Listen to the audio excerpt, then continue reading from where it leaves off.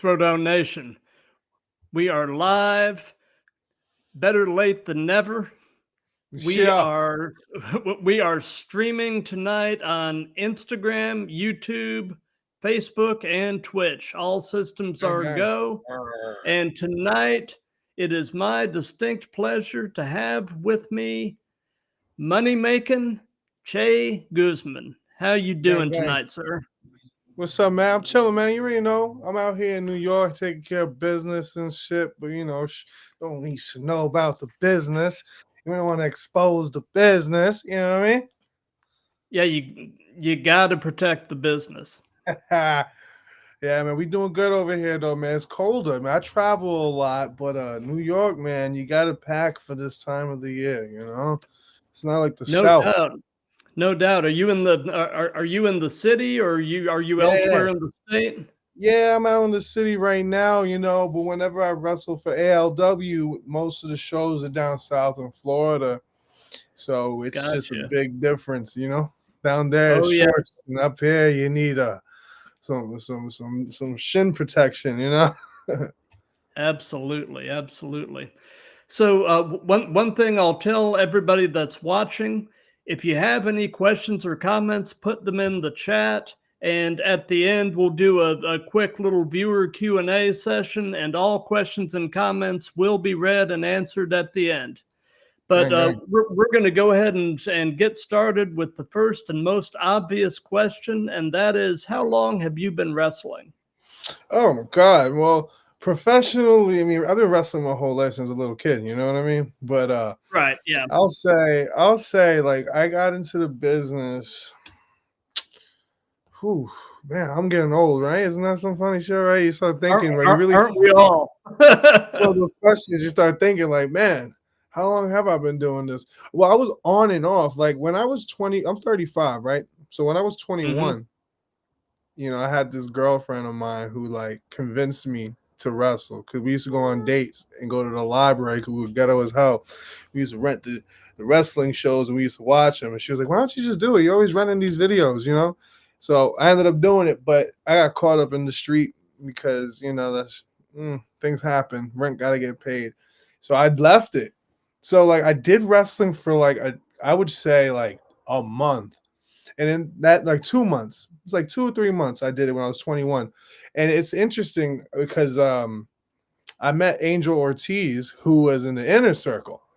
And that was funny because we were just, you just wouldn't think like the person you're training with is gonna blow up and then do some amazing things. You know what I mean? So I Right. thought that was such an interesting thing during that one short, distinct run I had at 21 for like 3 months. And then, like, I got into a world of trouble. And at 25, I straightened up. I was doing a lot of boxing and stuff. And then I went to a show, and Nunzio from the FBI, you remember him from Oh ECW? yeah. Of the Yeah. Italians. I was Yeah. in really good shape from boxing, and I was thinking about becoming pro because I was training and doing all these like matches and stuff for amateurs, and just going to the show during intermission. I was shaking hands, and he looked at me. He goes, "You wrestle?" And I was just like, I look like a wrestler. Like, okay, cool. You know what I mean? So after that, I went home and I started thinking about it. I was like, I should try this wrestling stuff out. So I did that for like maybe like 6 months.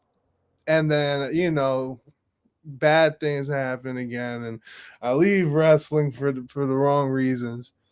But a big triumph happens when I hit like 28, 29, and I got it together, and me and my friend did this New Japan camp. So when we did the New Japan camp, I wasn't expecting to even get selected for that.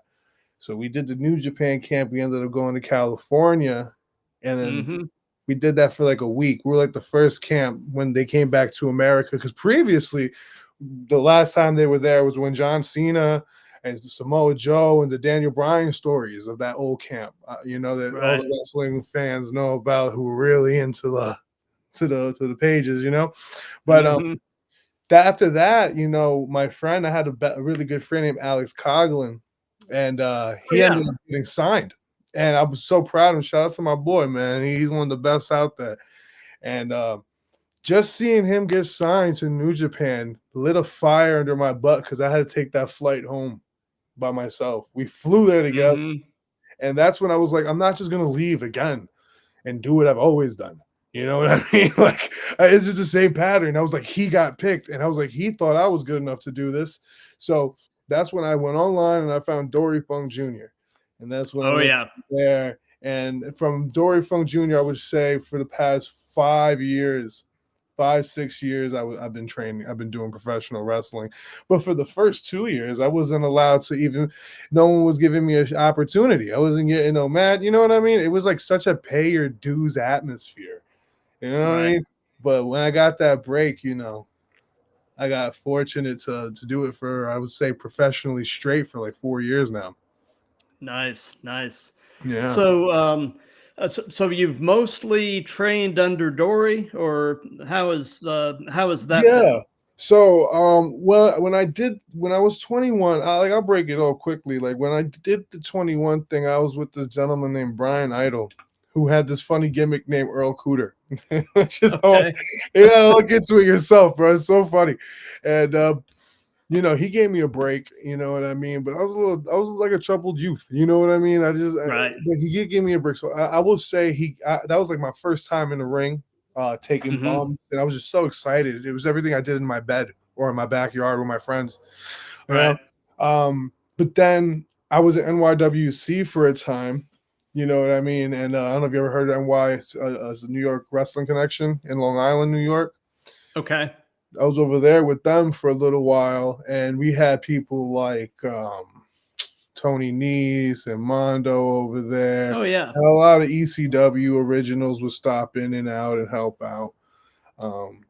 But after that, you know, like I got my real training from Dory Funk for the first year. And then after Dory Funk, I somehow went to a seminar for Robbie Brookside and Marty Jones. And I met the camp for Evolve because they were hosting it. And they seen my match and they seen what I did, and they were impressed enough to offer me, you know, like opportunities to, you know, just be part of the group. Like I wasn't going to get on the show just yet, but I got to, like, because I was living so far and I just moved from New York. So, you know, being so far up north where Dory was in the middle versus so out by Clearwater where like Evolve was, it was kind of like, well, I don't have a place. So rest in peace to this guy named Frankie Chiatsu, who he also had a little part in training me for a stint with Evolve.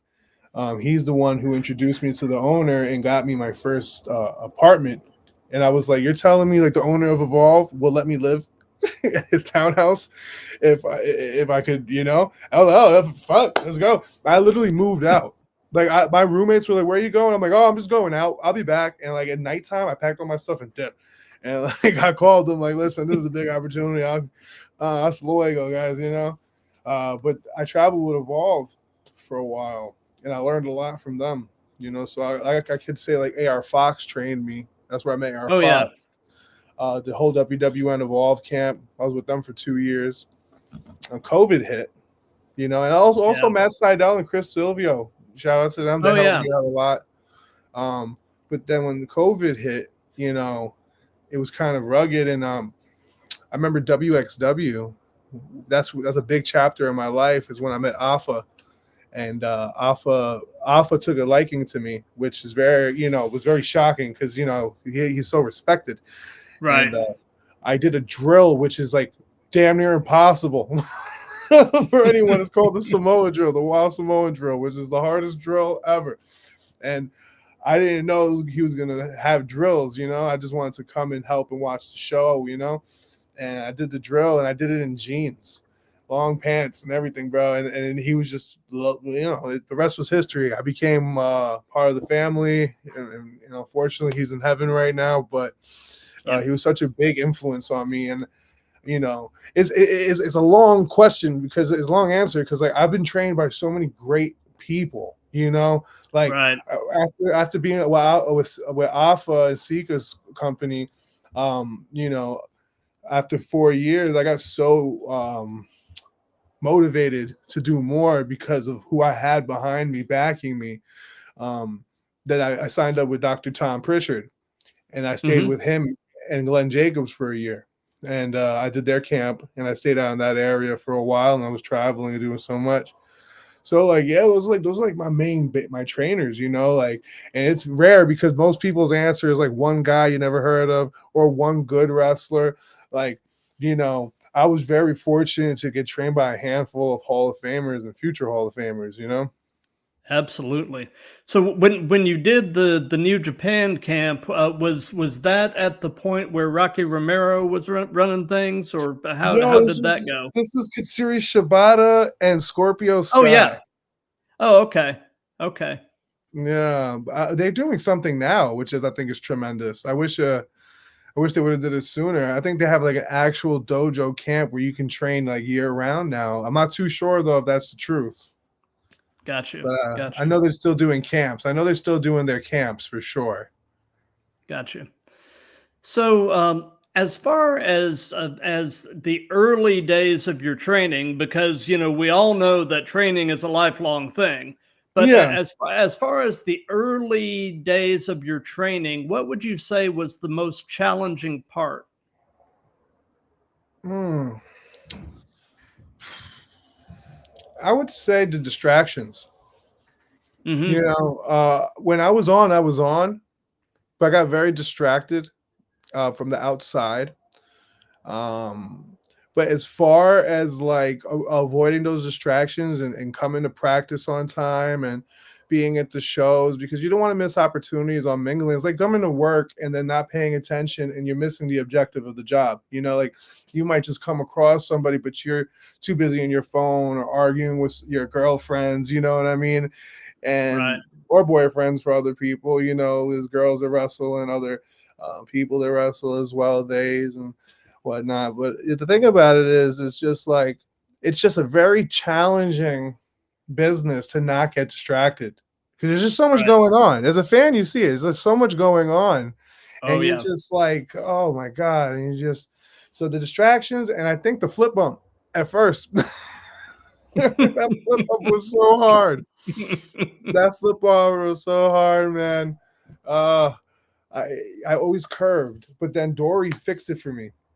I'll teach people right now. They actually listen word for word. They can flip bump anybody. You kick your back leg up like a scorpion. You try to kick the back of your head with your heel, and then you flip. Hmm. Ow.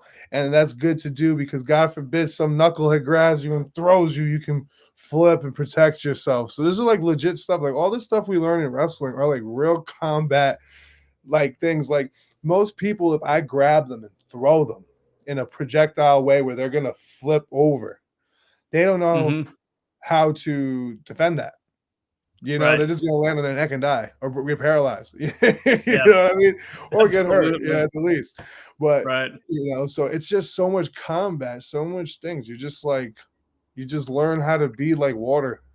For real, you Yep. really do. You Yep. know? Yep. So speed round, and this is going to be a mix of names from today and some old school names. So this is going to be Okay, fun. gotcha. Trick Williams. He's pretty good, man. He reminds me of a young Booker T.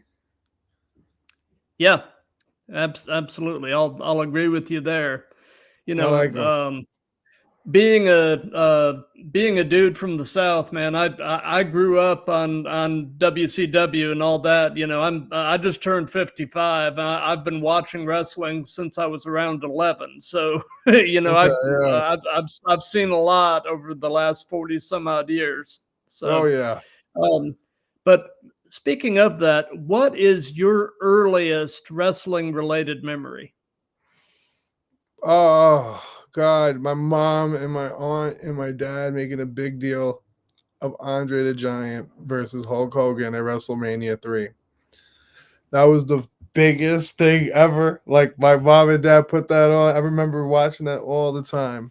That was like my first big match. And I don't even think I was born for that. This was on a VHS. This is like this is Hmm. after the fact that it happened. But I remember them having that VHS and I remember them putting it on and like legit, we watched it from beginning to end, and Oh yeah. that was pretty much like my first introduction through people, But then like I saw like years, I would watch wrestling, but like I was so drawn. I was like 4 years old when this all happened, Then when I turned the TV on, at the time it was like Lex Luger versus Yokozuna. Oh yeah. And I was always a chubby kid growing up. So like when I saw Yokozuna, I was like, yeah. I was like, get him. Go get them pretty boys, Yoko. Beat them up. I mean, we got someone leading us big boys. You know what I mean? So like Yokozuna was like my first, like me finding a wrestler like Yoko versus Lex, and then the Shawn Michaels with all the reflectors. You know what I mean? Oh yeah. Yep. Good time. That's like my first memory, man. It's crazy. Didn't even think about that. So, away from wrestling, what are some of your other hobbies and interests? Boxing. I love boxing. I love music. Again, I could have went farther with my boxing career. I just chose not to because I just knew with all the trouble I was getting into, which I'm like an advocate for, because there's a lot of people who are a product of their environment and don't know how to escape that. And I did. So fortunately, it's just it's an interesting thing, you know what I mean? I kind of lost my train of thought because I thought I heard my family member, what I was speaking to you about earlier, is making sure they're okay. Gotcha. Yeah, what can I say? Gotcha. So, your hometown, you said, is New York. Are you pretty much New York born, New York bred? Yeah. I grew up in New York my whole life, man, but I'm Puerto Rican, so yo me crié en Puerto Rico también un ratito, which means like I grew up out there for a little bit. You know what I mean? I traveled around and stuff. But it's just so much. You know what I mean? I would say New York raised me. You know what I mean? It made me who I am today. Yep, for sure. What would you say is your favorite thing about New York? I love the fact that you can make honestly, you could turn shit to sugar here. You really can. You literally could make shit turn to sugar, and then make a sugar company, and then an empire, and retire. It's just no other place ever. And I've traveled so many places, and there's a lot of mom and pop things when you go down south more, and there's a lot of cliques when you go down south more. Up here, there's just such an abundance, because you gotta understand, like all these other states, there's just so much space in between, like North Carolina, South Carolina, Tennessee, Georgia. These are big states. Florida, big states. Mm-hmm. New York is so small, and it's big when you go up to the northern part, but nobody wants to go up there. No disrespect, like the Buffalo and Albany and all that, because not to be disrespectful, but I still don't know how Albany became the capital. I don't know. Because everyone's in Manhattan, everyone's in Brooklyn, everyone, you know what I mean? But all jokes aside, it's just a different environment. And I think that's the difference between people in New York, is because like the fee is so high to live here, but what it offers you can have a job like this. If you don't want to work, that's your fault. If you got no money, that's because you don't want to work. You know what I mean? Gotcha. So there's plenty of jobs out here. So like that, I think that's like the biggest thing, because you could learn, like, just literally you could fail today and be successful tomorrow. That's why I love it out here. Awesome. Speed round. Chris Hero. Oh, he's awesome. Chris Hero is awesome. I met him a few times. I not to bring up stuff, but I think his girlfriend Rachel was a wrestler. I forgot his name. I'm terrible. Rachel Ellering. There we go. Oh yeah. Rachel Ellering. She was part of our New Japan camp, which was cool. She was one of the wrestlers that was part of us when we signed up. But Chris Hero is amazing, man. That's how I met them. That's how I met them, because she was there, and then later on, he did some seminars for Evolve. she's Paul's daughter, right? Yes, Paul Ellerin's daughter. Yeah, Yes, yeah, from yeah, Legion of Doom. yeah, Yeah. yeah. So at the time, like that's how I found out about them, because that was kind of like my like in to say hi. I was like, oh, I went to class, blase blase with her, and I was like, oh, nice to meet you. But he's just so great. He's like the epitome of like, doesn't matter your body type, you're a great wrestler. You're a great wrestler.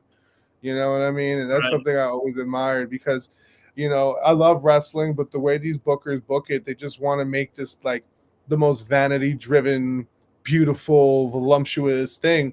When in reality, real fights are real fights. You look at people like Anthony Joshua when he went against Andy Ruiz, and Andy Ruiz knocked him out, became heavyweight champion of the world.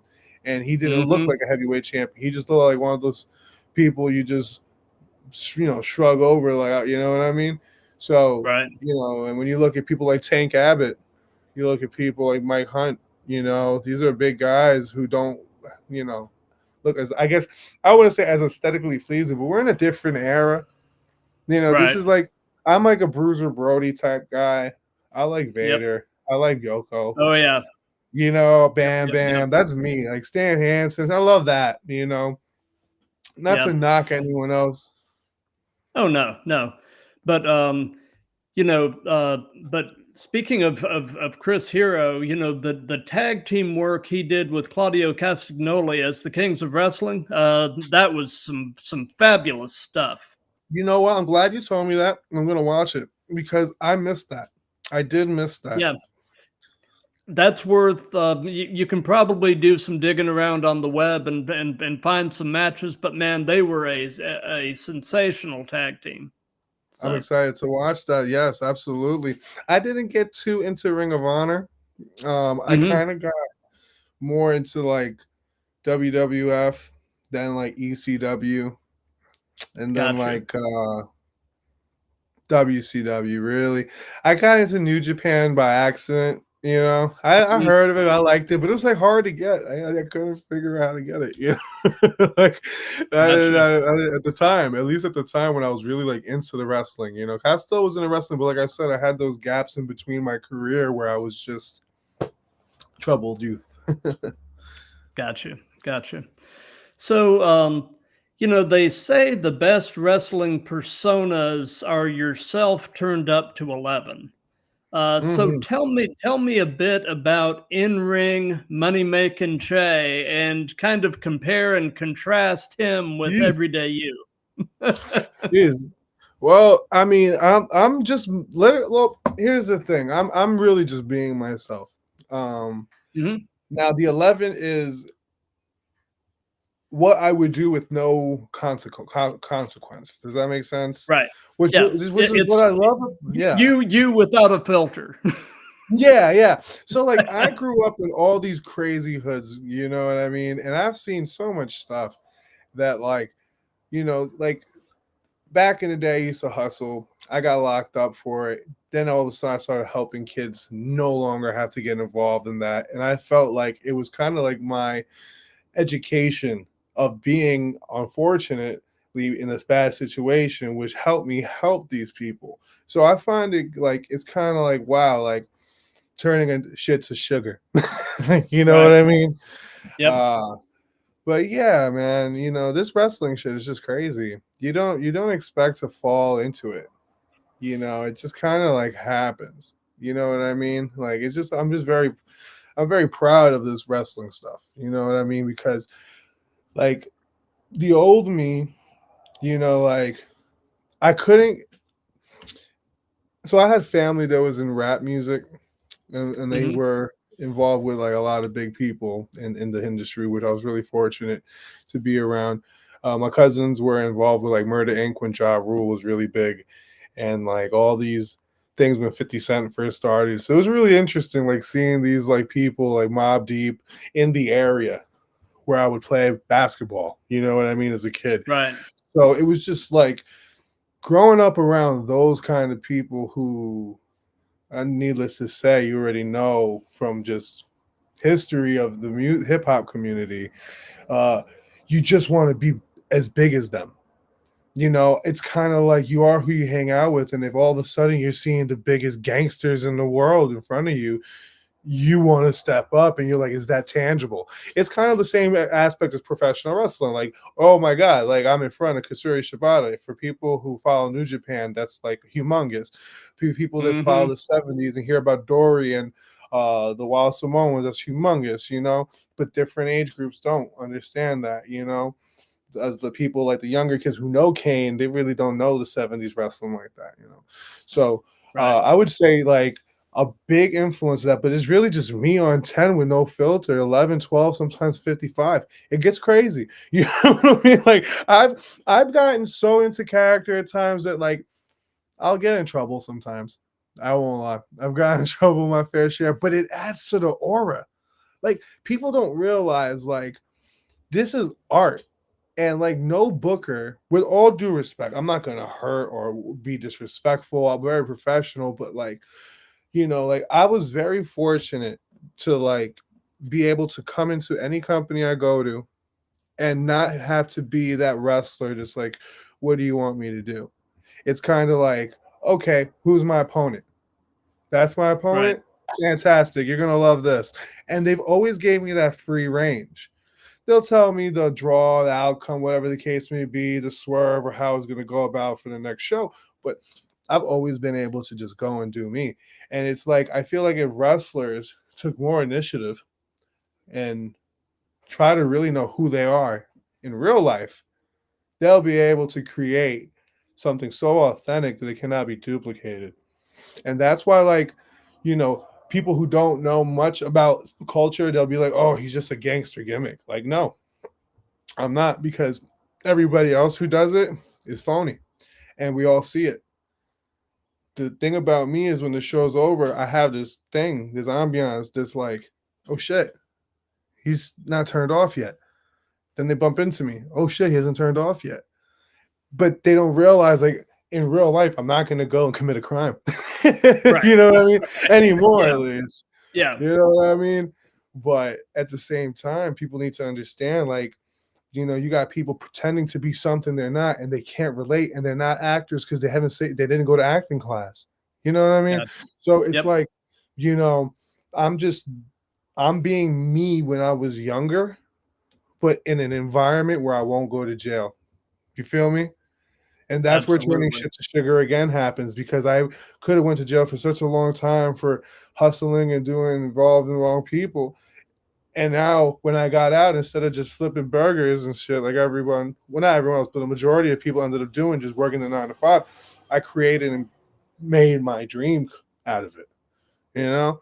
So I think people need to take real life consideration on like real life events, things that are happening, what they truly love, and really try to mold it. Not just become who they envy or who they admire or who they think is so cool, you know? Absolutely. Yep. Yeah. So tell us about your favorite match that you've been a part of. Oh, I don't know. So many. Yeah, it's hard to narrow it down. Yeah. There's so many. I've had some really good matches with a lot of good men. Shoot. Oh man, who? Well, one particular match that I cared for because of my culture being Puerto Rican. I went against the Colognes, Primo and Orlando, and in Puerto Rico, that's a big deal because their family lineage and stuff.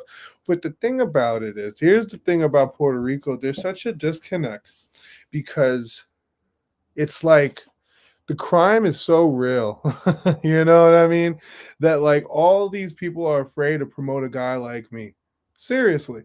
And like that's why like the community in Puerto Rico, like he don't get twisted, the clones are a huge deal in Puerto Rico. But then there's the other half of Puerto Rico, like the youth, that don't care about any of that, right? So I feel like, you know, like the reason why I felt like it was a big thing was because my goal is to get that gap filled. And then we can create something so big in the future in Puerto Rico. My goal is to become a star in Puerto Rico one day. But at the same time, I have to be realistic with my family and with what my family needs. So I have to be in the States, right? Right. I'll still go out there and travel and stuff, but I just got to situate everything, make sure all the the business and everything's taken care of out here. But you know, that match to me was just so surreal because I just saw the potential. I saw the gap getting mended. You know what I mean? And the reason why I say that is because look exactly the thought I had many years ago when I wrestled the Colognes. Fast forward, Bad Bunny comes in. And I'm like, that gap's getting mended. They're seeing it. And now that group of people who were not caring about wrestling tuned in. And that's the audience I've always have been catering to, if that makes any sense. So when I see Trick Williams, I'm like, okay, about time. About time you start trying to cater a little bit to this side of the town. You know what I mean? But it's not a matter of, you know, we're not trying to get to that. It's not a matter of race or prejudice. It's not a matter of that, even though all things in life do have it. But it's just a demographic that was a scary thing to tap into because they were afraid. Like, for example, I don't know about down south, but up here in New York, there's clubs that won't let you in if you wear Jordans. Like Jordan sneakers, that's it. You could be the most nicest Christian in the world, Catholic, whatever. No, Jordans, because they're labeling. So this society has labeled so much. So when I wrestled the Colognes, I was like, my mind started racing. I'm like, oh my God, this could be something big, something in the future. And hopefully, you know what I mean? Like I said, we had a great match. Everything was great. But at the same time, you know, the future's still bright. You know what I mean? And who knows? I mean, I've wrestled a lot of matches. I wrestled people like Moose. I wrestled people like Shannon Moore, the Headbangers, Rich Swann. I've been incorporated in matches with all these people, you know, and it's been such a dream come true. But when that happened, I just saw that thing, and it's just so funny that all of a sudden Bad Bunny came in, and it just makes me feel like, all right, I'm in sync with this wrestling. Like I'm seeing, you know what I mean? I'm seeing what the business is seeing, and I'm just happy that like I'm in tune with it because then that makes me confident with the next thing that I can, you know, implement. You know, right, and you know, and speaking of you know the Puerto Rican element within wrestling, you know, right now you've also got Damian Priest, you know, who used to be Punishment Martinez back in Ring of Honor in New Japan. Yeah. And I mean, you know, I am beyond happy for that guy. He has worked so hard and worked on his craft for so long to have gotten to the level that he's gotten to. It's just great, you know. Yeah. And I mean, I know that wrestling in the Puerto Rican community is white hot now. So, you know, it's great. Yeah, it's beautiful. It's a beautiful thing. We got so many things happening right now, and just hopefully it expands. You know, there's so much talent there that is not getting tapped into. There's just a pool of talent, and then this good boy pay your dues mentality stuff's got to end because we need people to get opportunity because of their talent, not because I think they're cute or I think they have a nice body. We just need raw talent, man. That's why you love it. With all due respect, that's why we love Jelly Roll, because of raw talent. No one's gonna pick him for a swimsuit model, right? No one's assuming that, right? But at the same time, he's got raw talent. But all of a sudden, pro wrestling doesn't want raw talent. Pro wrestling wants who they think is attractive, who can attract money. Well, guess what? Raw talent will attract money because look, it makes me laugh. It makes me think that everyone from the 70s thought they were beautiful because let's be realistic. They were real gritty, gridiron men. Well, now it's a fashion show with shiny tights. I'm just being honest. I'm in the same business. This is refreshing. This is I am completely digging this. So you know, there's two main ways to, I guess, prepare for or lay out a match. You know, you either largely work it out with your opponent in the back, or you call it in the ring. Do you have a preference between working it out in the back or calling it in the ring? I feel like people who are nervous like to call everything. And I feel like people who, once they're more seasoned and experienced, learn how to call it in the ring. It's a lost art, though, to call it in the ring. Right. Fortunately, I was trained by the men who mastered it. Shout out to Dory. Shout out to, Alpha and the Wild Samoans and so many people. And the thing that was so beautiful about being part of WXW was like I was their tag team champion. So to be Alpha and Sika's choice to represent their company for this 2023 year was such a big thing for me, and just having people like Haku around, because here's the thing, like you learn once you learn how to wrestle, you wrestle. But then after you get good, how do you get better? And there's these little things that you don't think you can get away with. And it's around when you're around that vet. Remember I was telling you earlier about distractions? Yeah. That's the hardest part because I was around a lot of great men when I was younger, and I didn't pay attention. I was just so caught up in being a young kid. You know what I mean? But, I can remember when I was with Haku, I didn't realize, like I said, certain things I can get away with. I won't expose the business, but just certain things I can get away with that I didn't think that I thought was a bit too much, maybe. And I was like, when he did it to me, I was like, really? I could do it like that? He was like, yes. I said, oh, the boys are in trouble now. because it's just you try to protect each other so much, but sometimes you realize, like, hold on, man. We didn't sign up for this. We signed up for a fight, Right. So there's there's levels to this. Those people come in here and get out, leave. Be honest with you, because a lot of these people sign up to this business because they don't know. They want to box, but they couldn't box. They wanted to UFC, they couldn't UFC. They couldn't MMA. They couldn't do karate, kung fu, none of that shit. They were quiet kids who played Pokemon. Now I got no problems with Pokemon. I collect. I got a Charizard that's worth a lot of money, and I'm waiting for that to take off even more. So when I sell it, but like. It's just like I said, be yourself. If that's who you are, cool. But just realize you're in a fight. Remember the people who were before us. Absolutely. People forget about the Bruno Sammartinos. People forget about the up north. See, like if you look at wrestling in New York, it was a lot of punches and a lot of kicks. The more down south you go, the more technical it gets. Right. The more grappling. The more Smoky Mountain, the more spots, the more humor. You go down south to Florida, it was very technical, very championship-esque. So like, once you do your history, you start realizing, like, you know what? They used to pop each other right in the face sometimes. I'm not trying to kill you, but man, we are trying to make this art. You know what I mean? So absolutely. Like, that's the beauty about learning how to call it in the ring, because it's a real fight now.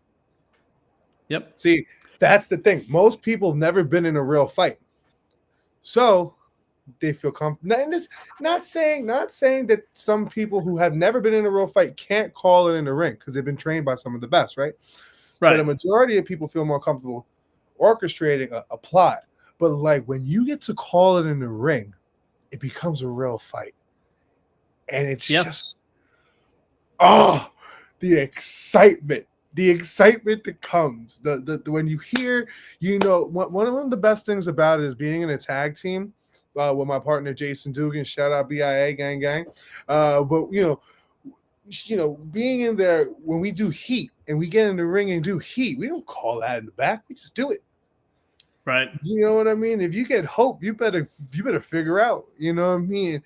Be able to work and really, it's just beautiful. Like that's something I feel like a lot of guys are missing, because then they go out there and they wrestle nervous. And they're all nervous and stuff. But when you go out there and you treat it like a real fight, oh man, you just become, you don't know what's going to happen. You just feel the crowd, and that's something this generation has lost. So personally, I know how to do both. And I know how to also just feel without even talking. That's another old thing I learned from Dory Funk. So Dory Funk, when I first started, Dory Funk didn't teach me how to call it. Dory Funk taught me, like when I first started in the beginning, like with like the couple months here and there when I was younger before my stints, it was the 7 layers of doom kind of match. But then when Yeah. I was with Dory, it was like, throw that shit out the window. We're freestyling, baby.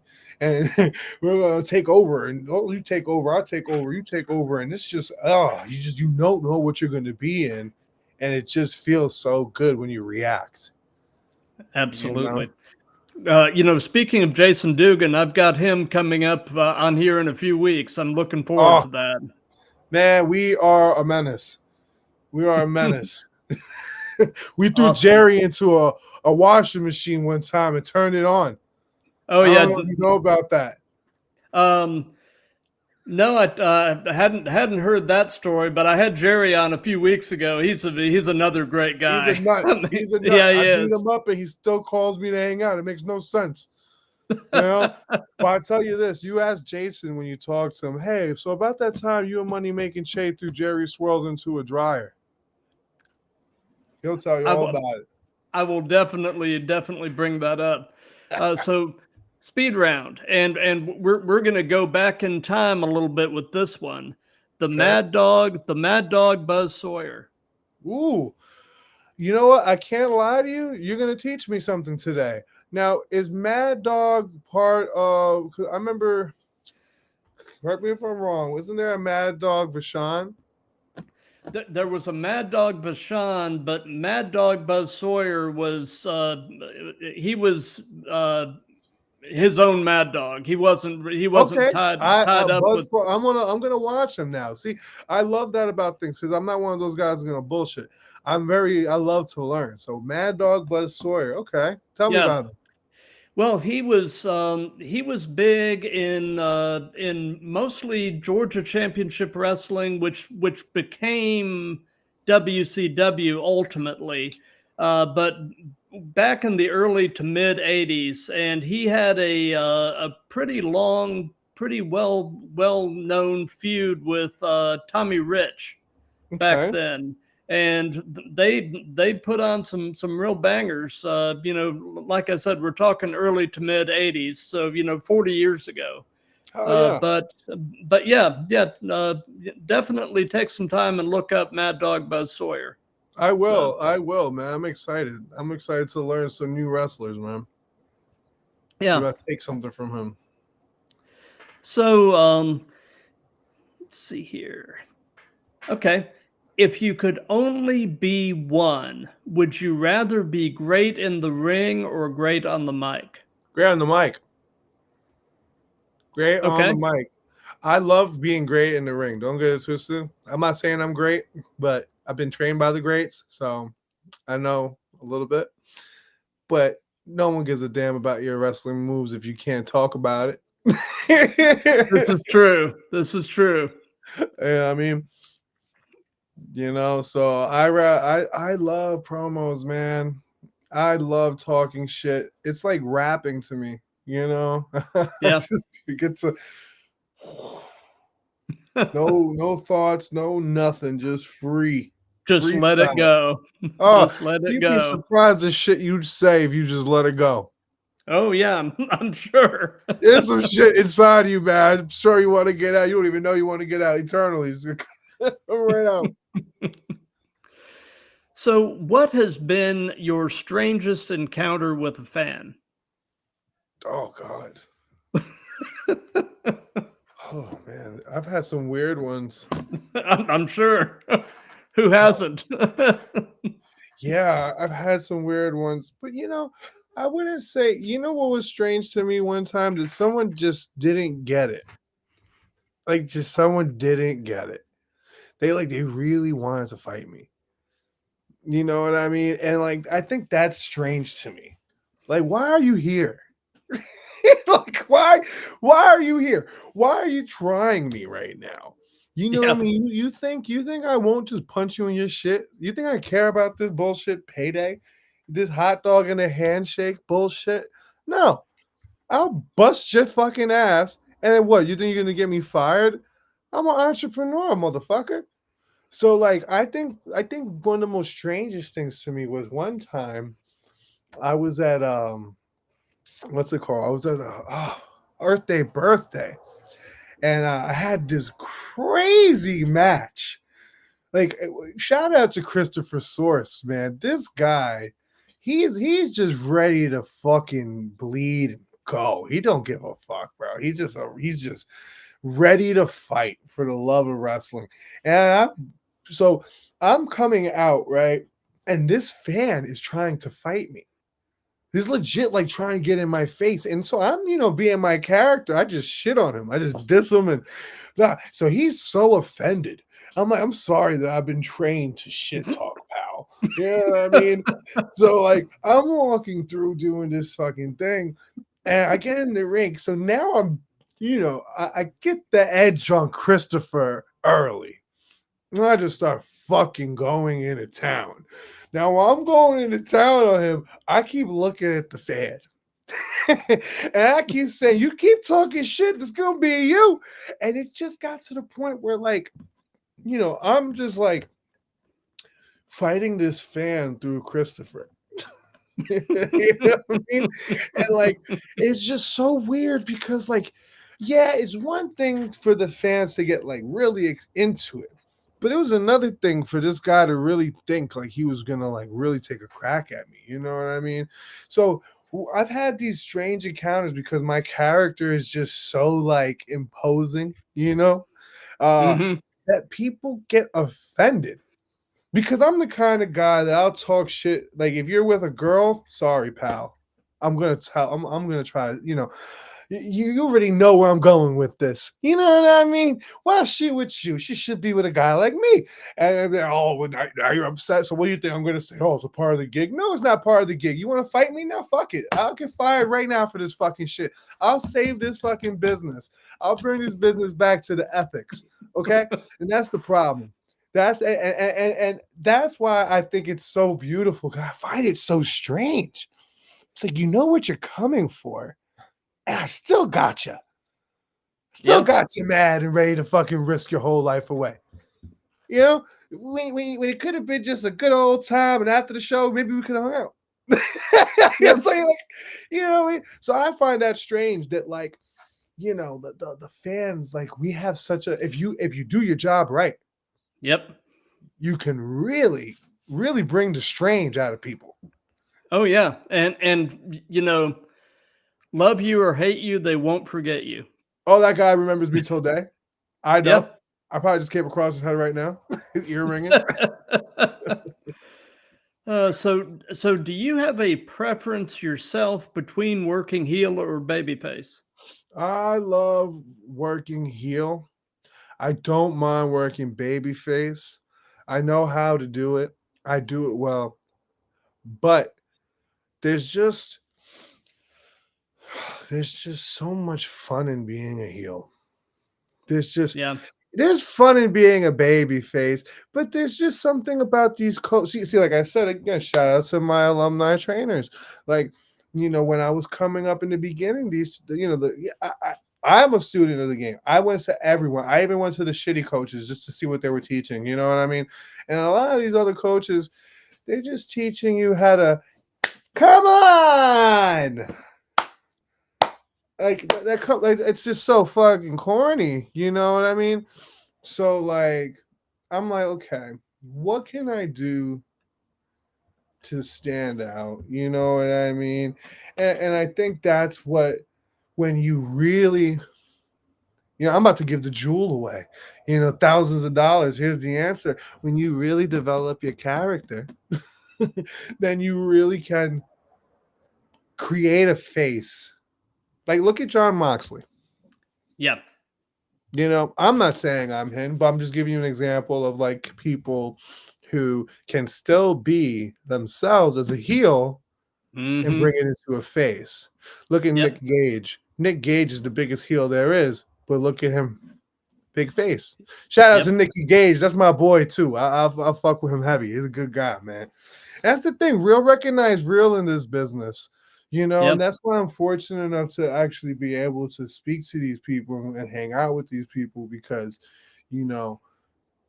I'm just being myself. We can smell the bullshit from a mile away. Right. You know what I mean? Well, I've mentioned this on other live streams. the people that can seamlessly shift back and forth from heel to baby and back and not really change anything about their character except maybe some very subtle things, as far as how they get the audience to receive them. To me, that's magic. Yeah. I mean, Yeah. if you're that good with your character that you can shift back and forth like that without batting an eye, I Yeah. mean, that's incredible. It's Like it's it's good. like the work that Moxley is doing in AEW right now with He's this keeping it whole going. new Yeah. thing he's got going, Yeah, man. he's gonna be a star anywhere and everywhere.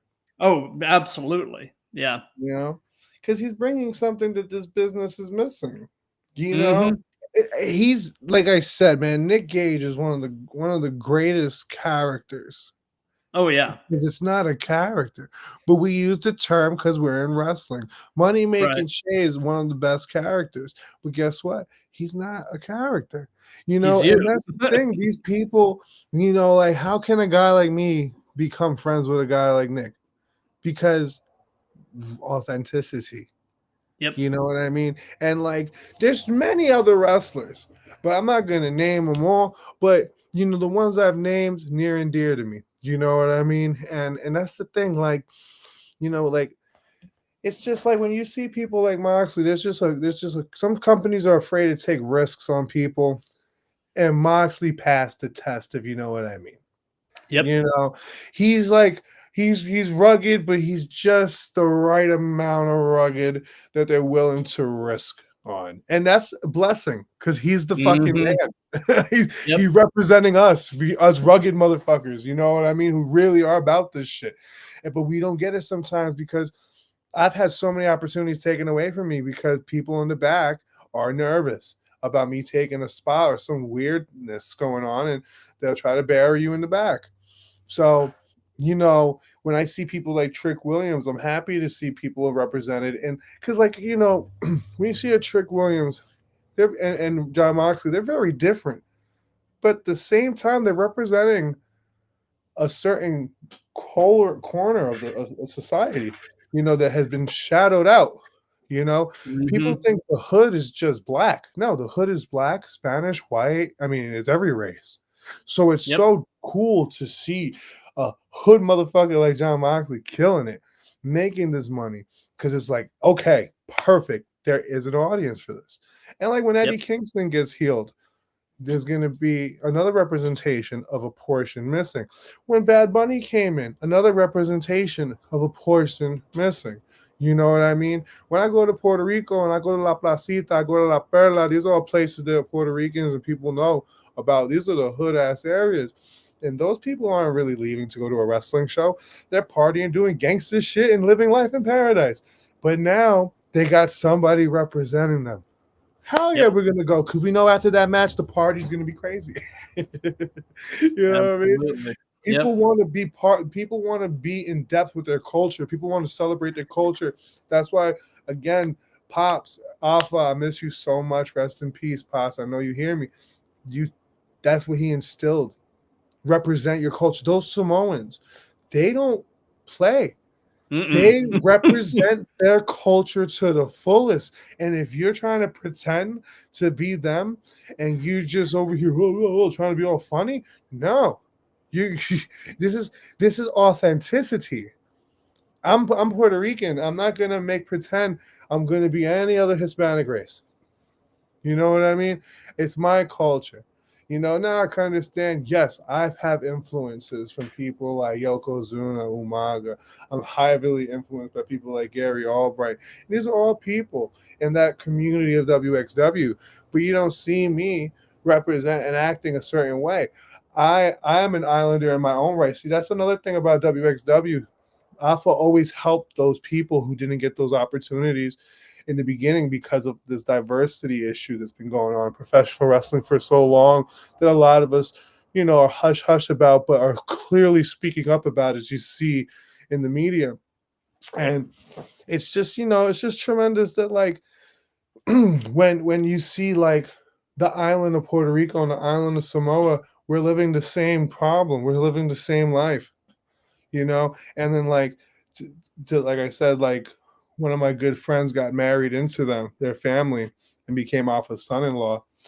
Shout out to my boy Vertigo, man, Julio the Cure. He's one of the best, Julio Rivera. And you know, having people like him vouch for me, having the Wild Samoans vouch for me, that's what I needed. Because I didn't have no one who understood me vouch for me. You know, Right. I had other great trainers, but we're just not the same people. Gotcha. So it's hard for someone to vouch for someone that they're kind of like iffy about, you know? Right. So like that's what's beautiful about pro wrestling, all this culture, is that, you know, there's just so much opportunity. You know what I mean? When you find that community, you can evolve, you know? Gotcha. Speed round. Roderick Strong. I hear he hits hard. I hear he hits It hard, looks man. like it. It looks like it. I mean, Yeah. it looks like he likes to work stiff. Oh yeah, I've heard stories about this man, but you know what? He's stiff and snug to the point where he's getting paid six figures. So who gives a shit, right? And that's what I love, because Roderick Strong, he's one of those people that, you know, you look at and you might second guess if you think you're so tough, and that man will drop you on your shit. He's a legit tough guy for his character, and not even just his character. He's in good shape. He's not going to get tired, and he's going to be ready to fight. Absolutely. So, do you have an all-time favorite match as a fan? Something that you can have watched it a million times and it just never gets old, and there's always some new little nugget that you can glean from it. It's too many. Yeah, it's a tough question. It is. I can always Google Shawn Michaels versus Undertaker. Yeah. Never get tired of it. I can always Google Triple H versus The Rock. Never get tired of it. It doesn't matter what match they have. Never get tired of it. Shoot. One match that runs in my mind right now. Well, I'm just gonna say the match that I was gonna actually watch today, but I haven't watched it in so long that I kind of forgot. But this is a match that's particularly dear to my heart, is when British Bulldog went against Shawn Michaels for that European title. Because when I was a little kid, I was probably like 6, 7 years old. I was a little hustler, and I convinced some kid to let me borrow British Bulldog and Shawn Michaels action figures. So, for nothing. I don't know what I gave him. I gave him the fairy's dust. But yeah, man. So just like I remember Shawn Michaels and Bret Hart, that whole feud, just the whole feud between DX and the Hart Foundation. You know, like it's really hard to specifically name a match, but because like not saying once you see one match with a person is the same thing, because clearly it's never happened like that with The Rock and Stone Cold. Has always been different, especially their matches at WrestleMania. But it's just like that whole Shawn Michaels Bret Hart thing prior to Shawn, like that whole DX hit, that it was just such a beautiful story. Like I can go back and watch that whole DX evolution a million times. See, like remember you asked if like you like the wrestling or the promo, which would you pick? And I picked the promo. It's because of that. Because the wrestling is just this. It's just that much. Everything else, you know, no one would have cared about Shawn Michaels and Bret Hart if Shawn Michaels wasn't being the way he was and Bret Hart wasn't acting the way he was. It was such a thing that when Bret Hart went to Canada, he was the biggest face ever. And then when he was in America, he was the worst. He was the shits, the heel, you know, even though he was the face. Right. So, you know, Bret Hart's one of those wrestlers, heel or face, he doesn't change. Very subtle. Yep. Very subtle. Same tone, same attitude. Nothing's changed. You know, Kurt Angle had that ability. You know, not many people. Jericho had that ability, but Jericho had another ability where he could change. Yeah. That's an ability that's really hard to be successful in change. Yeah. So. That guy has reinvented himself so many times over the course of his 25-year or whatever career. I Tell you, mean, he's he's the it's Kanye crazy. West of wrestling. I said it. He'll wear that pink shirt and have everyone wearing pink shirts. Yep, yep. So, and this can be present day or past. Who would be a dream opponent for you? Who would you love to work? Damn, it's easy, man. Jacob Fatu. I was Oh supposed yeah. to work him one time. I was really supposed to work him one time. And it was so funny because, like, when I started this business, I was getting compared to him and Eddie Kingston all the time. Hmm. All the time. And it was to the point where people were like, oh, man, you guys remind me. I would hang out with the GCW guys, and they would come up to me and they'd be like, when I was hanging out with Nikki and Jordan and all these guys, all the big guys there, I love those guys. They're fucking awesome.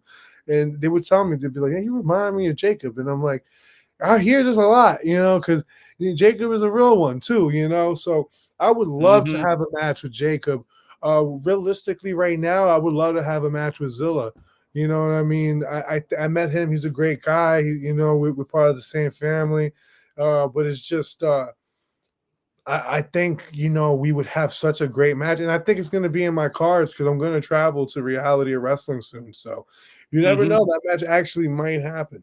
But I mean, there's just so many wrestlers I would love to wrestle, but I would love to definitely get in the ring with either Jacob Fatu or Eddie Kingston, just for right now, just for the spec of like the culture, the Hmm. the comparisons I've had in my life to them, and they're great on their own end. Oh, Uh, for sure. I could For I could sure. be I could be a fanboy and say, oh, my dream match, but like a realistic match that like I think with the right push under me, the Eddie Kingston match can happen. I feel with the right push under me, and if God goes well, the Jacob Fatu thing could happen because the way WWE releases talent or whatever the case may be. And I'm not saying that's going to happen. I think he's a stud who's going to retire there. But I'm just saying maybe I get signed and go there. But sure You never know. deals, Yeah. sure shot deals as of right now. I think if I could get a match, and it's not a shout out, it's not a call out. This is just two hood motherfuckers. I think who equally have their own path that is gonna cross eventually. We're close in age. We're very similar, and as far as outside the ring on the way we carry ourselves. So I just think it'd be a banger, me and him. Because I studied his dad. It's so weird because I studied his father so much, Umaga, and I studied his uncles, and I studied his whole family, and his family trained me. So, Hmm. to see someone like him getting in after his situation, I think it's just a poetic match. You know what I mean? Just a banger. And we'll just fuck each other up. You know what I mean? Smoke a blunt after or some shit. Absolutely. And uh, I saw a little bit of his stuff in MLW, but I wasn't hugely familiar with him when he arrived in WWE. Yeah. But man, he has a presence in the ring that is almost unlike anybody else right now. And I Well, yeah. You and nailed it. and I and I think he is on the verge of really superstardom, and Oh yeah. I'm thrilled for him. I can't wait to see what they're going to do with him. Absolutely, Uh, absolutely. He's a hell of a talent and a real person. You know what I mean? It's just like I said. There's so many guys, and I'm not saying there's so many like Jacob. Jacob is his own person, his own person. I'm my own person, but he's got the right people behind him. You know what I mean? And right, WWE feels safe having him around because they had the right people behind him, and they could feel that they could tame him if because this is the thing. WWE, they're a business and they get worried when they get hood characters. And I'm a right. hood character and I've been in the radar and people get a little nervous about me. You know what I mean? And it's not because of my talent, it's just people get nervous around me. They want to make sure I don't I don't get in trouble or whatever the case may be. But you know what? that means I'm doing my character so good. These people legit get scared. And it's like, no, once they meet me, they're like, oh wow, you're not as threatening as I thought you would be. You know what I mean? But it's just such a beautiful thing, This business is just to see people get that opportunity and represent, like I said, a corner of the world that we've been trying to avoid, and it's been seen in wrestling. You see it. Right. I'm not mentioning other places, but I've been to other places, and the whole card, you just look at it, you're like, damn, man, like I see clearly you're booking someone who set the ring up. This is your buddy here. You know what I mean? It's just so one sided. It's just happy to see diversity. I love that. That's what I love about the future of wrestling. I feel like that's happening now. I think NXT is at the front of it right now, doing what they're doing, especially touching that section, of society, because it's a lot of money. Look at it. When you go out to the clubs, who's spending that money? That section. Yep. All that money is in that section, so they want that money. So business-wise, it's a smart move. Absolutely. So, you've been doing this for a number of years. So, what hurts right now? Everything. Yeah. Everything, man. If I stay still too long, I should hurt. People think this is all fugazi. No, this shit hurts, man. Trust me, I get that. I hate it when people use the F word, the fake word, the real because, predetermined, sure. Yeah. Orchestrated to some extent, yeah. But fake, absolutely not. Yeah, absolutely not. And yeah, I know your body takes a beating doing this. So, it's always interesting. Just that's one of my questions I've asked in all of these is what hurts right now, and Yeah. the really young guys will usually say nothing, but the guys that have been around for a while, it's like everything. What doesn't hurt? Go all day. I'll do an Iron Man. Shut the fuck up. Yeah. I mean, this shit hurts. This shit hurts, and if you're not trained properly, you won't even be able to come back for around the next match. You know what I mean? It hurts. If you don't know how to take a fall, you don't know how to protect yourself, especially when these people are literally going in the ring and calling it. That's the thing. Like, I wish people learned how to call it more, because you get that little bitch out of you who's scared. Everyone has a little bitch in them, You gotta beat that motherfucker up and get him out of you. And that's the truth. Because if you don't practice this, you're gonna be scared. You're gonna be really scared. And it's something you gotta do, because it's kind of like boxing, man. You go into UFC, you go into boxing, you go to Kung Fu, I don't care what you do. They're freestyling. They are freestyling. And that's the beautiful thing about wrestling. Are you good enough to freestyle? Are you good enough to fix an imperfection? Are you good enough to even make it not even let it happen? Gotcha.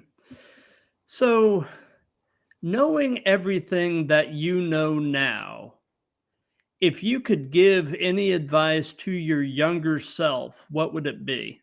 Pay attention. Stop getting distracted. Yep. ADD is a motherfucker. ADHD is even worse. It's very distracting, but at the same time, believe in yourself, focus, really, really, really take this in consideration and know people sign up. I had this conversation with some kid today. He wants to be a rapper, or he is. He just made a mixtape, and I was telling him, I was like, "Oh, what's up, man? You should make some content with me." And he's excited. He's gonna do some content with me. But he was like, "Yeah, I didn't realize this job entailed me to do so much content creation." I said, "Shit." I said, "When I became a wrestler, I had to learn how to set up a ring. That means I had to be skilled at putting together a structure that many people don't know how to do. So that's a trade right there. I had to learn how to film. Boom, I'm a film. I film now. That's a trade right there. Next thing you know, I'm a photographer. I got to get pictures done. That's a trade right there. Now on top of that, I have to make T-shirts. Boom. I'm an entrepreneur now. I'm a clothing designer now. I'm an artist now. I'm a logo maker now. Next thing you know, you're doing all these things, Yep. and that's what happens. That's how you get there. People think it's just like, but I did it. Why haven't I been picked? It's not how this business goes. Not how anybody. It happened. That's that 1 out of 33 million. It Yep. happens. Yep. But the business doesn't owe you anything. No, I mean, I know people who were signed who never had a wrestling match. I know people who were signed and were seen on the big screen all day, and they literally had no matches. They just had a physique. That was it. They had a look to them, a size. They were like, perfect, come. We'll teach you everything. Motherfucker, why can't you all do that to us? We working hard and shit. What am I supposed to do, huh? What am I supposed to do? And that's the sad part about this business. That's why people are dying. It's the truth. We don't talk about it. A lot of people are dying, young deaths, because they're taking steroids. Yep. A lot of people are depressed. They're overdosing on drugs because they're not getting picked. Right. It's a sad business, and no one's talking about it. And I'm glad that I'm on this site and I could talk about it, because I know people who unfortunately have taken their life because of this business, and it's heartbreaking. And it's so heartbreaking that someone can go so off end because this business is so judgmental, and that's something people don't know about this business. And I think truthfully, it needs to be known that, like, hopefully in time, people will stop being so damn judgmental, and give the opportunities. I'm not saying everyone deserves these major opportunities, but I'm just saying, like, there's people who do, and they're not getting it because of what? It's not the talent, it's what is it? That's the networking. Who's in your ear? Who's making you unsure? It's like a stock market, right? If you have a business and you have a stocks go up with good news. Good news, good news, put more money in. Good news, put more money in. What? This person did what? This person got arrested for what? Give me that. I'm done. Tanks the stock. That's wrestling for you. Who is feeding you the bullshit is tanking my stock. Yep. We gonna find you. We gonna find your ass. Absolutely. So something that we've done in all of these that's just been kind of fun is we've let the current guest pose a question for the next guest. So my previous guest the other night was a wrestler and podcaster from Florida by the name of Chris Carnage. Okay. And he posed the question, what was the inspiration for your current finisher? Oh, beautiful. So my current finisher right now, I've been really leaning with the crippler crossface. Because it's just very, very easy to get everyone in. And I'm not here to impress no one but the people who are trying to pay. So, if you're trying to give me, I look at it like in wrestling, right? Our competition is UFC, right? So I want to make my match, because I've had this effect on people. Like, people will say, like, your match was the best one, or people will say your match is like looked really real, which is funny because it's just like, like it's a compliment and a slap. It's like, listen, like, you should know what you're here for. You know what I mean? So, Right. but the fact of the matter is, the finisher, because I used to do a splash off the top because I had inspirations from, like, Eddie Guerrero, of course, being Hispanic, Jimmy Superfly Snuka, the Usos, just that Umaga, really. That's really where I got the splash from, Umaga. You know what I mean? But other than that, I was like, okay, like, can't be doing that all the time. I was like, then I had this really cool reverse full Nelson STO, which I would grab the person, I throw them in the air and jump in the air with them and spin them out and pull them down. And then I was hurting myself more than that, more than anyone else. So I was like, this is getting tiring. So I was doing this Peruvian necktie, Oh yeah. which is that's really my finishing move. But I alternate between the Peruvian necktie and the crippler crossface, depending on the size of the person, simply because you know you got to be realistic, and that's why I started implementing that submission, just because it's no one's doing it no more because of the tabooness. Right. But it's just such a freaking amazing move, especially a big guy throwing a punch. There's just so many ways to slip into it from so many things. So, like, not advice, but just ideas of like wrestling to get better is you want that realism so much. You know, I met a lot of great wrestlers. I remember specifically meeting Sami Zayn way before he was a big guy. And I remember asking, I was like, what do you think? He already was signed, so he was a big guy already. He was already signed, but like before Bloodline stuff, you know? Right. And I remember telling him, I'm like, what are they looking for? What's the number one thing you could tell me? He goes, make it look as real as possible. And I'm like, there's only one way to make it look real. You know what I mean? And that's to make it real. That's the only thing. But you got to have the right dance partner. You got to have, and that's why the big leagues works, because those guys on Raw and SmackDown are hitting each other at a rate that these indie guys are afraid to do. You know what I mean? So I think, to be frank, if you're gonna ever think about being signed or traveling the world, you want to learn how to call it on the fly, and having a submission move will make your on the fly so smooth that you could just transition rather than having a spotty finish, you know? Absolutely. Yeah. You know, I've actually got a story for you about the Peruvian necktie. I Nice. actually, you know, a number of years ago, I trained for a few years in Brazilian Jiu-Jitsu, and Nice.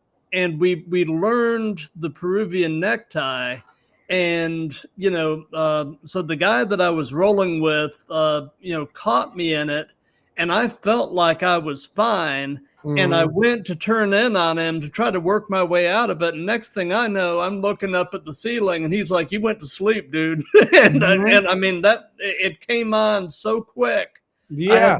I had no idea. It's a And so I've got very, all the very respect in the difficult world for move that, for to the Peruvian apply. necktie, man. That was, It's a very difficult move to apply, but yeah. it is the most dangerous move I ever seen.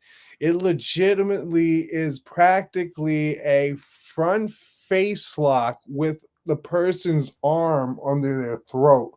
Yep. And then while you're choking them with the guy's own arm and yours, because you're cranking like this, you're Yeah. pushing down with your leg. And it's Right. creating like a C clamp. Right. And it's so beautiful if you can spin and roll into it, but you know, it gets difficult because that's one of those moves that even when you try to work it, it's tight. Yeah. It's a And tight, it's tight. and It's no matter what, it's tight.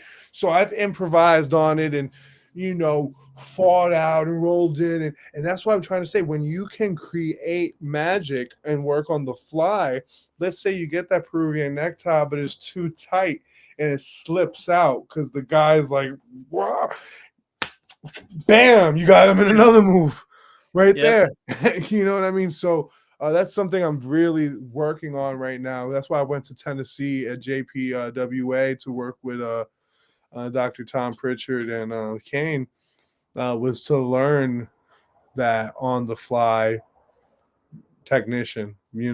That's something Hmm. very, very, very, very important these days to learn. I feel like it's a lost art because nowadays it's like a segment in this TV, and if you can rehearse your lines, you'll be all right, right? But what happens is I've been in the ring with stars. I call them, or they call them. They call them stars, who everyone's like praising and praising and praising, but sometimes even they forget a spot because they're not trained in that type of wrestling. So, Yep. like I said, it doesn't mean you're a better wrestler. It just is a really good thing to know because you could turn shit to sugar. Because sometimes when you have shit, it starts to stink. You got to clean it up really quick. You got to have that pooper scooper ready.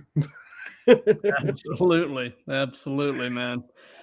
So, since this is part of a series, do you have a question that you would like to pose to the next guest? Yeah, I got a Okay. question for the next guest.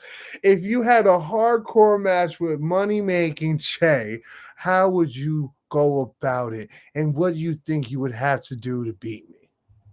Okay.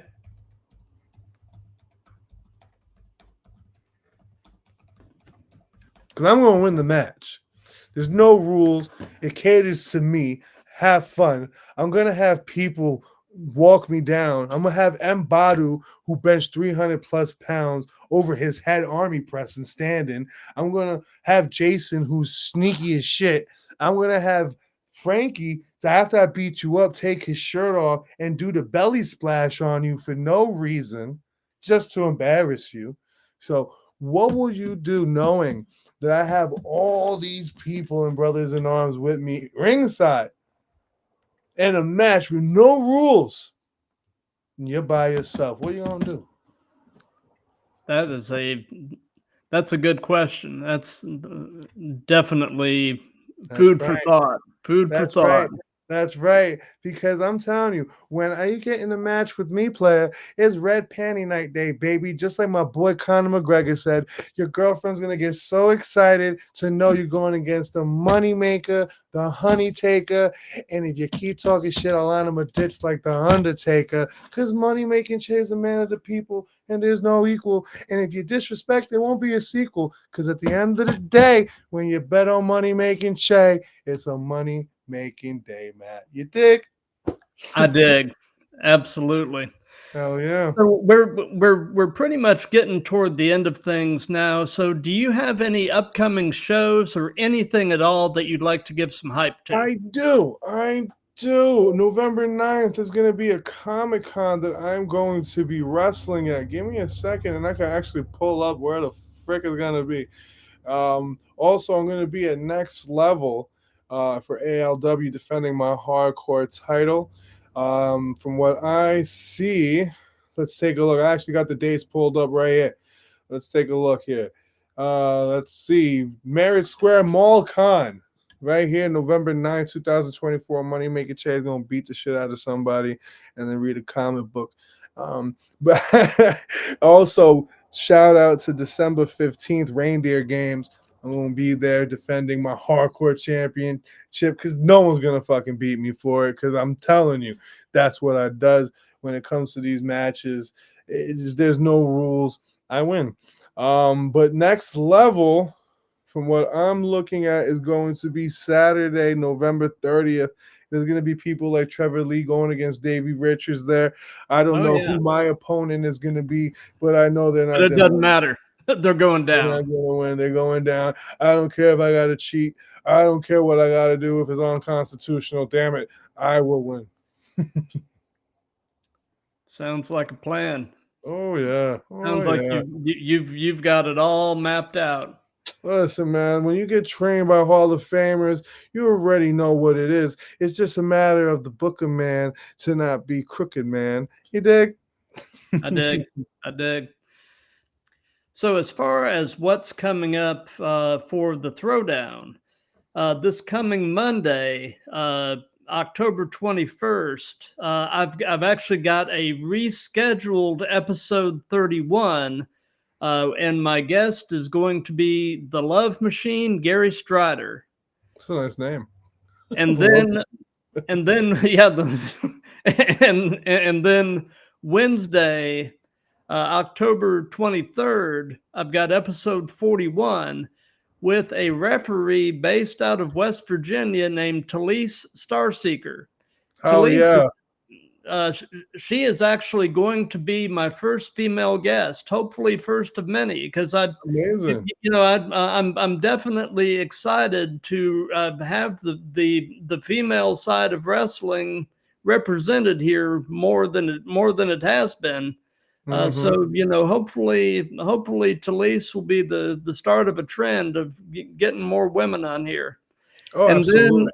then on Thursday, October 24th, I've got a rescheduled episode 39 with a guy who is a veteran of both TNA and the NWA, the outlandish Zicky Dice.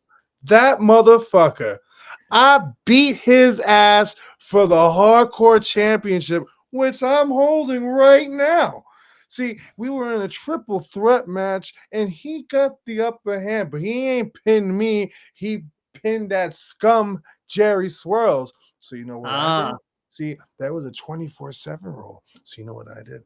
I saw him during intermission selling his bullshit merchandise and I punched him in the face right in front of his girlfriend and pinned him 1, 2, 3 and took the title. And I'm champion to this very day. I actually have the title in my trunk, but if I go out there, there's no telling if I'm coming back. You dig, Matt? I dig. When I see that Zicky Icky Lice, I'm going to show him again. You let him know. You remind him. Money Making Che beat you at intermission with the right hand of doom. You dig? It happens, though. I think he's talented. I think he's fantastic. He wouldn't have even been in the same square circle with the Moneymaker, so he must be good. So, we'll leave it at that. You'll have fun. What it is. You'll have fun. Oh, yeah, no doubt, no doubt. Well, my man, thank you so much for your time. This has been an absolute blast. Before we go, I'm going to take a look real quick at the Instagram chat room and see if anybody's saying much. My wife actually says that you're speaking truth and she's enjoying the perspective. Oh, thank you. The honesty is real here. Yep, the best policy. That's the only way to do it, man. That's what I was taught. So anyway, like I said, thank you for your time. For those of you that have been watching this live, thank you. For those of you that'll be watching this on replays, thank you for that. If you like what we've got going here, spread the word.